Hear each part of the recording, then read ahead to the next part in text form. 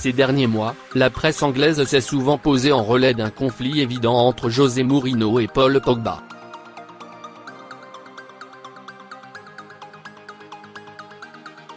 Le manager de Manchester United ne paraît pas apprécier particulièrement le milieu de terrain français, sur lequel les attentes sont grandes là où ses prestations apparaissent justement trop irrégulières.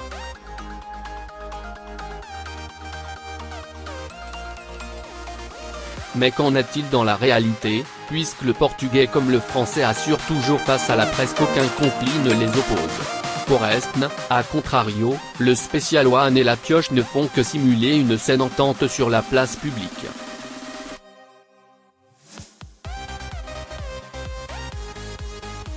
Car en interne, le point de non-retour a sans doute été atteint.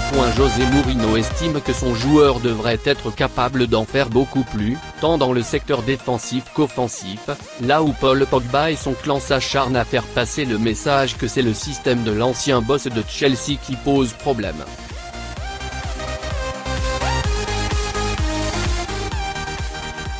Les deux camps campent sur leurs positions respectives et n'en démordent pas. Par ailleurs, l'ancien Turinois n'aurait pas digéré les critiques émises par son entraîneur ces derniers mois, ce alors que lui ne se remet pas du tout en cause concernant ses méthodes et son approche tactique.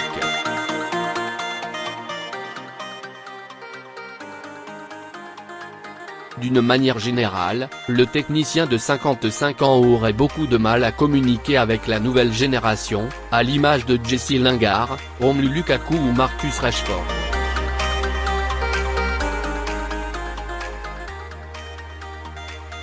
En revanche, le courant passerait bien avec le prometteur Scott McTominay, un peu plus vieille école au niveau de la coupe de cheveux, de ses goûts vestimentaires et pas du tout bling-bling.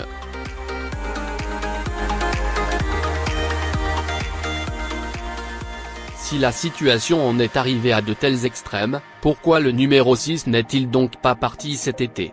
Tout simplement parce qu'en coulisses, un certain Edison Woodward est un grand fan du Frenchie, et c'est lui qui avait tout mis en œuvre pour le faire revenir en 2016.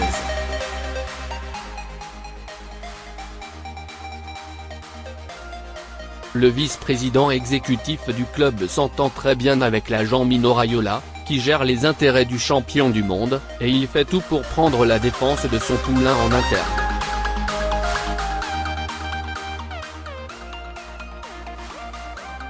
Ce qui a sans doute permis d'éviter à l'intéressé de réclamer ouvertement un départ au sortir de la Coupe du Monde.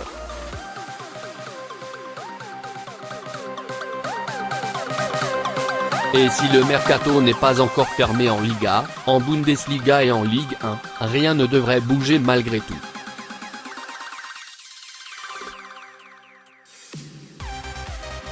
Mais la direction de Manchester United a bien conscience du problème et sera inévitablement amenée à trancher dans les mois à venir.